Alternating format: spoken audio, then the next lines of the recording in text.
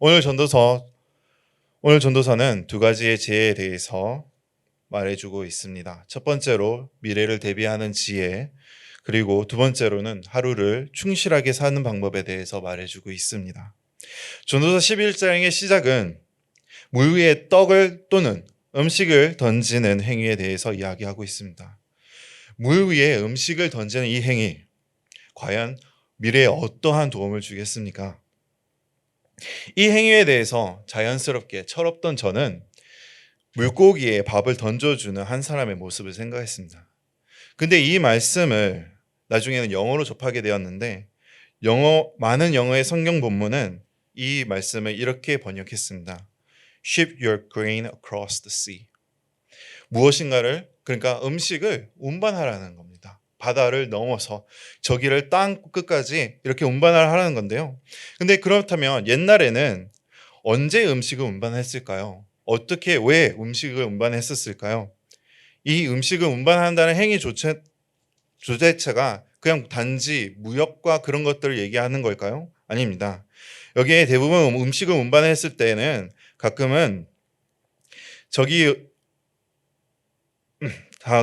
누군가에게 음식을 주기 위해서 운반이 되는 경우가 많았습니다.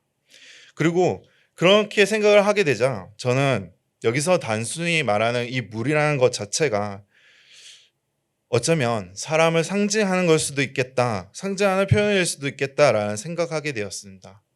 그렇게 시작된 호기심은 여러 신학자들과 그리고 그것에 대해서 조금이라도 쓰였던 책들을 조금씩 읽게 되었는데요.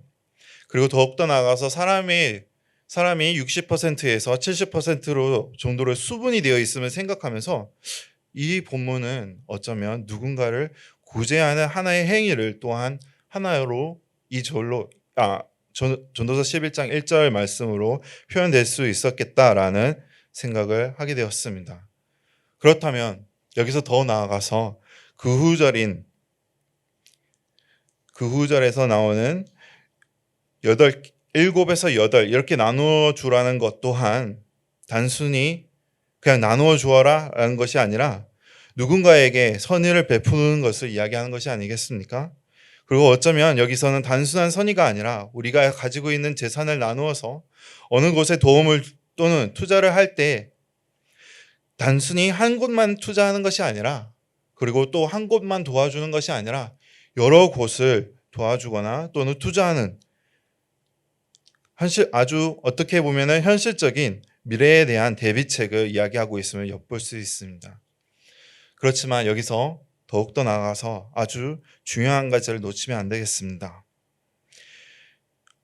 여기서 히브리어의 나누다 그리고 또 던지다라는 이런 히브리어의 형태를 자세히 보면, 원문을 보면 히브리어의 중복어 간의 형태로 되어 있는데, 이러한 형태는 다른 원형의 형태보다, 칼의 형태보다 무엇을 바라고 떠나보내다 이런 뜻이 아니라 오히려 여기서 단지 자기의 이익과 그리고 무엇을 바라서 이렇게 보내는 것이 아니라 아무것도 바라지 않고, 그리고 나의 이익을 위한 것이 아니라 순수한 마음으로 누구에게 도움이 되기를 또는 누구를 도와주는 또는 투자하는 행위를 이야기하고 있답니다. 그렇다면 과연 왜 그래야 될까요? 우리가 읽은 오늘의 전도서는 우리에게 뼈아픈 현실 하나를 계속해서 생각하게 해줍니다. 바로 우리는 미래에 대해서 전혀 모른다는 것입니다. 아니, 어쩌면 저희들은 미래에 대해서 예측은 할 수 있겠죠. 하지만 그 미래는 어쩔 수 없이 예측뿐입니다. 그렇기 때문에 우리는 미래에 대한 현실성, 아무것도 잘 모르는 경우가 많습니다. 더욱더 나아가서 전도서에서 나오는 이 비, 바람 등은 나쁜 일 또는 재앙을 얘기하고 있습니다. 그렇기 때문에 여기서는 전도서는 더욱더 강조하는 것이 무엇이냐면, 악한 사람들에게 이 나쁜 일 그리고 이 재앙이 일어나는 것이 아니라 좋은 사람, 선한 사람, 그리고 하나님을 사랑하는 사람들에게도 이 아픔이 그리고 나쁜 일이 일어날 수 있다는 것을 알려주고 있는 것입니다. 그렇기에 전도서는, 오늘 읽었던 이 본문 말씀은 하나님을 사랑하고 하나님의 선을 하나님께 곁에 있고 싶어하는 그 사람들이 가져야 할 미래에 대한 대비책이 어떤 것이냐는 그 질문에 이렇게 대답을 하고 있는 것입니다. 우리의 대책은 우리가 가져야 할 미래의 대책은 단지 우리의 이익만을 추구하고 사람을 따져가며 누군가를 도와주는 것이 아니라 아무리 0.01%로 그 사람이 나에게 도움이 안 될지라도 그리고 이 사람이 도움이 필요할 때 나라는 하나님의 사람을 도와줄 수 없어도 그 사람을 도와줄 수 있어야 한다는 것입니다. 하나님의 사랑을 알게 된 나로서 그런 사람들에게 이익과 그리고 도움을 바라면서 도와주는 것이 아니라 순수하게 그 사람들을 도와줘야 한다는 것이죠.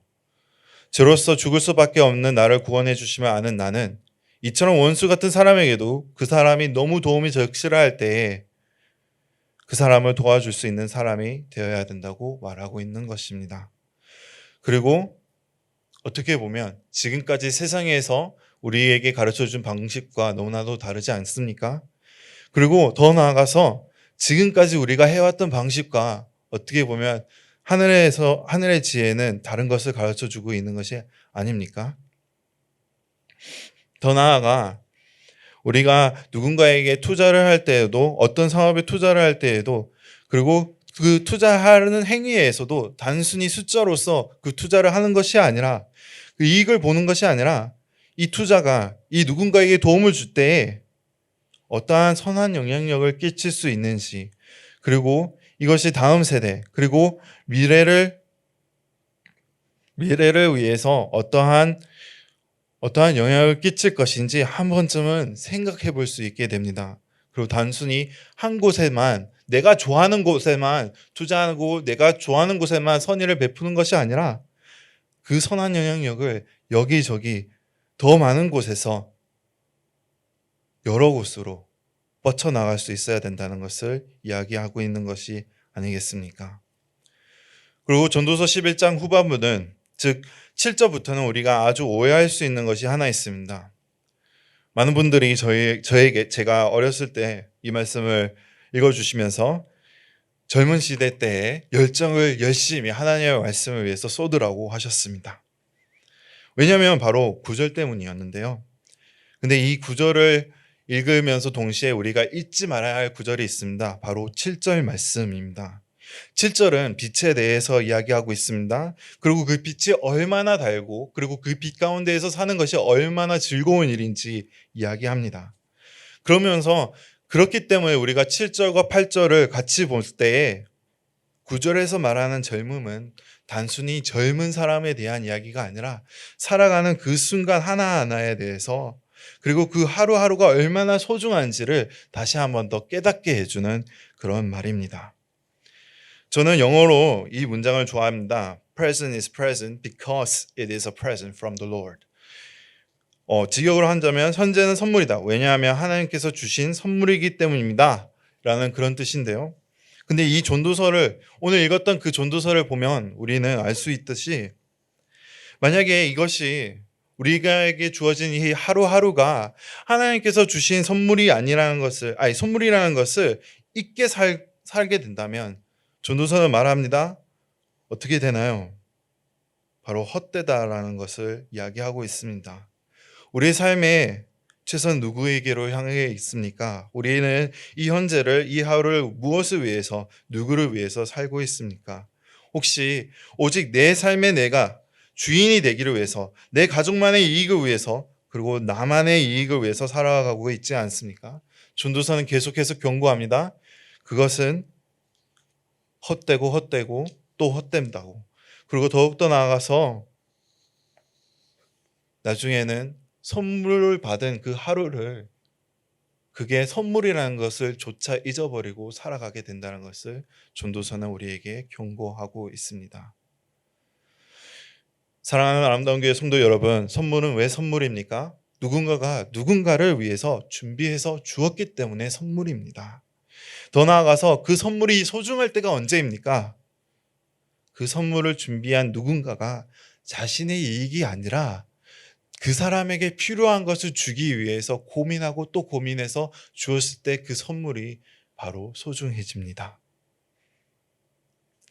하나님은 죄로 죽을 수밖에 없는 우리에게 선물을 주셨습니다.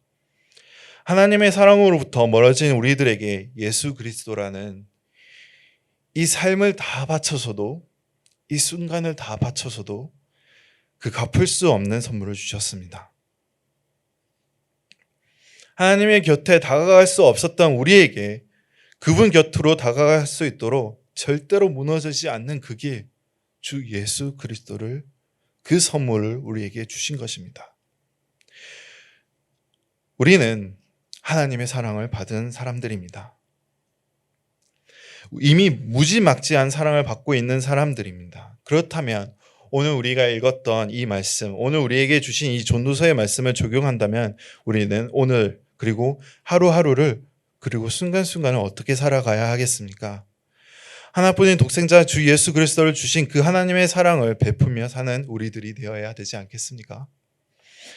그리고 하나뿐인 독생자 주 예수 그리스도를 주신 하나님의 그 사랑을 단지 한 곳뿐만 아니라 우리들이 어디에 있든지 그 사랑을 많은 곳에서 보여주면서 살아가야 되지 않겠습니까? 그런 하늘의 지혜를 보여주면서 하나님의 사랑이 얼마나 큰지 다른 사람들과 나누어야 되지 않겠습니까?